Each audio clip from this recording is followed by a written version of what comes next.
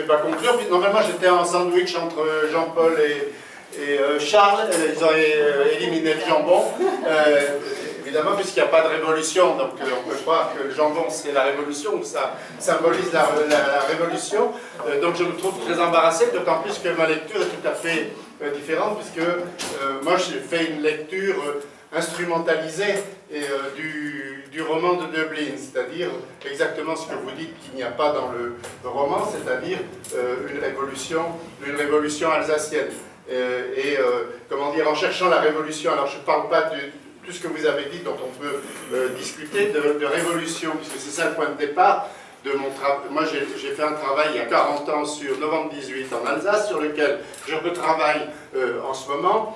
Quand j'avais fait ce travail il y a 40 ans, je n'avais pas lu Dublin, je l'ai lu juste après, et en le lisant juste après, c'est-à-dire au début des années 80, je me suis dit, bon, mais là, il y a quelque chose quand même d'une force absolument extraordinaire. Et je reste, comment dire, totalement fasciné par la force de l'écriture de Dublin. Et ça renvoie à une autre expérience de lecture, qui était une expérience antérieure, qui était la lecture de Berlin-Alexanderplatz. Parce que j'ai connu, comme disent l'Alex, sous le régime de la RDA en 66, où j'ai passé 6 mois à Berlin, où c'était une grande place complètement déserte, bétonnée, totalement inhabitée. Et ce qui est la puissance de Dublin, c'est de faire d'habiter des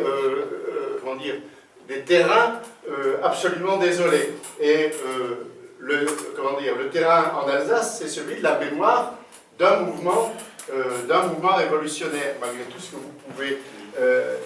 Non, mais il y a un mouvement révolutionnaire, et toute l'historiographie alsacienne est construite sur le refus ou le refoulement de ce moment historique. Alors, certes, il est très court, il ne dure que 15 jours, mais il a un impact énorme sur toute l'histoire de l'Alsace depuis, puisque effectivement, quelque part, ça renvoie à ce qu'on construit sur la base de la répression du mouvement révolutionnaire avec l'arrivée des troupes françaises, parce que c'est quand même un mouvement révolutionnaire qui est brisé net par l'armée française. Les premières mesures qui sont prises, comme je l'ai rappelé tout à l'heure, c'est de dissoudre les conseils de soldats et d'ouvriers. La deuxième mesure qui est prise, c'est de supprimer tous les avantages sociaux qui ont pu être conquis par les ouvriers pendant cette période. Et ensuite, il y a une guerre qui est menée par l'armée française pendant 2 ans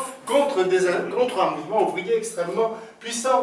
Il y a des grèves incessantes avec la police qui intervient régulièrement, qui charge, on met des mitraillettes devant les usines, on quadrille tout le bassin industriel lorrain.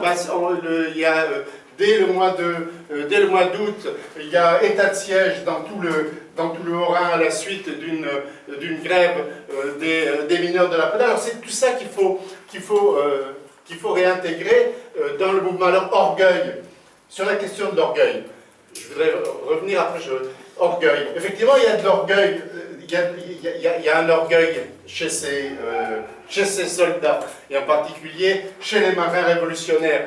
Ils ont l'orgueil d'avoir contraint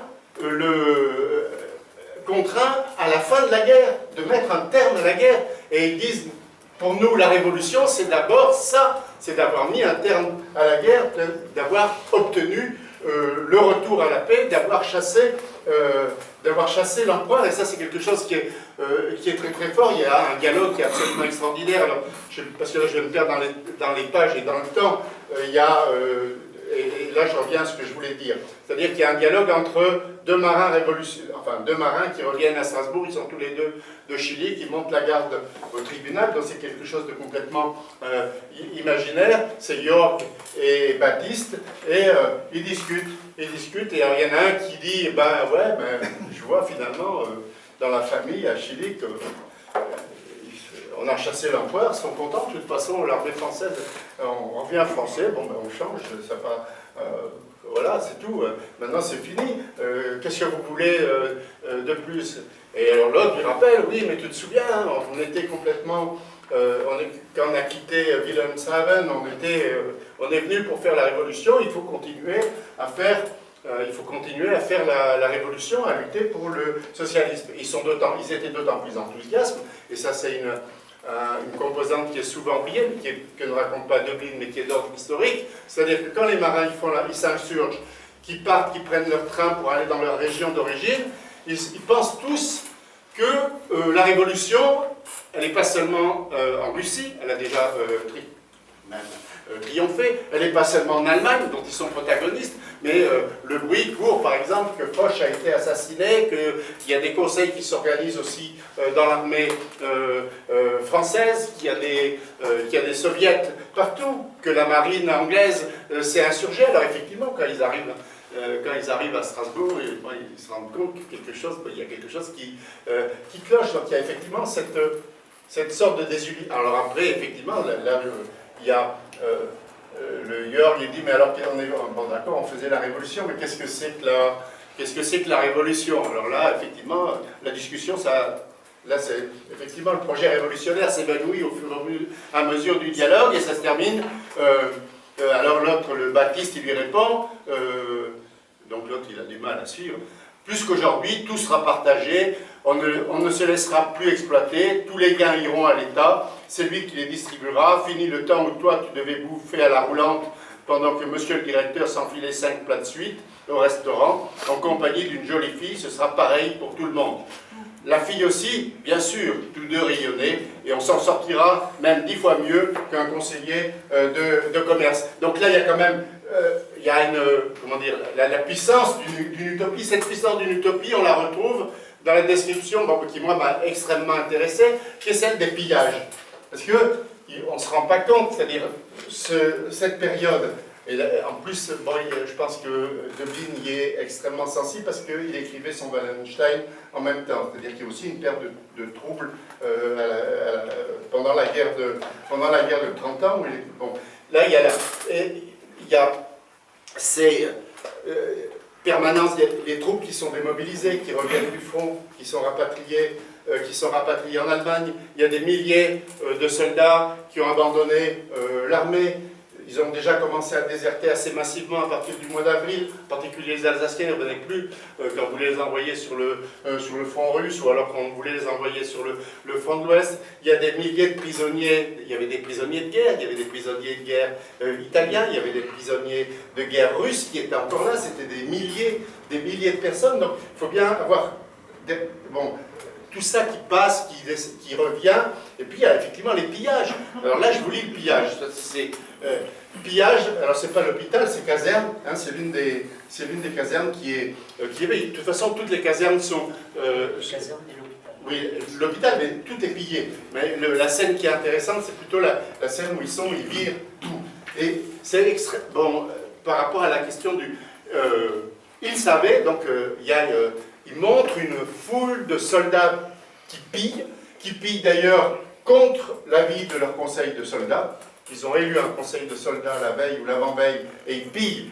Et ils disent, ils savaient que les sous-vêtements, les bêches, étaient en fait du matériel d'équipement en vue d'une campagne d'hiver.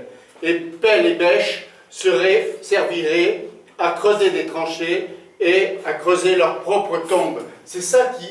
Donc là, il y a une jubilation, une revanche très forte par rapport à ces officiers hautains qui continuent d'ailleurs à traîner, on les voit errer de façon un peu fantomatique dans le roman, ils ne savent plus où ils sont, quelle est leur place, on leur a arraché, ce qui est quand même stupéfiant, toutes leurs cocardes, tous leurs insignes distinctifs. Il y a, bon, je n'ai pas le temps de le lire, mais justement, et Döblin ne cite pas un texte absolument extraordinaire, une proclamation avec une densité utopique des soldats de Haguenau, justement, hein, sur la lutte pour un monde meilleur, qui est d'une puissance extrêmement grande. Donc ils jettent, ils jubilent, c'est la fête, on en a marre de la guerre, c'est fini, voilà. Alors, et après, bon, après il y a une partie, d'ailleurs il y en a qui disent, mais Nous, on n'a plus de vêtements, c'est bien qu'on en garde quand même quelques-uns, on va pas tout balancer. Ils balancent par la fenêtre, il y a tout un petit marché noir qui s'organise, parce qu'effectivement, là, on voit les bourgeois de Haguenau qui viennent acheter. Mais il faut savoir aussi... Non, c'est les paysans d'autres. Non, maintenant, je vais peut-être chez toi, alors. Hein. Donc, il dit pas. Non, mais j'en viens à ça. Parce que, donc, là, c'est par rapport à la réalité, c'est quelque chose qui m'a beaucoup intéressé, l'histoire des pillages, parce que c'est quelque chose d'omniprésent. Il faut savoir quand même, alors ça, Döblin, puisqu'il élimine, comme le dit très bien, il élimine l'ouvrier, hein, il n'y a que ces bourgeois et soldats, et puis là, effectivement, donc il meurt de faim. On est au bord de la disette. Il y a des femmes en août qui, notamment à Sainte-Marie-aux-Mines, je crois, qui manifestent pour avoir du pain. Le ravitaillement n'est plus assuré.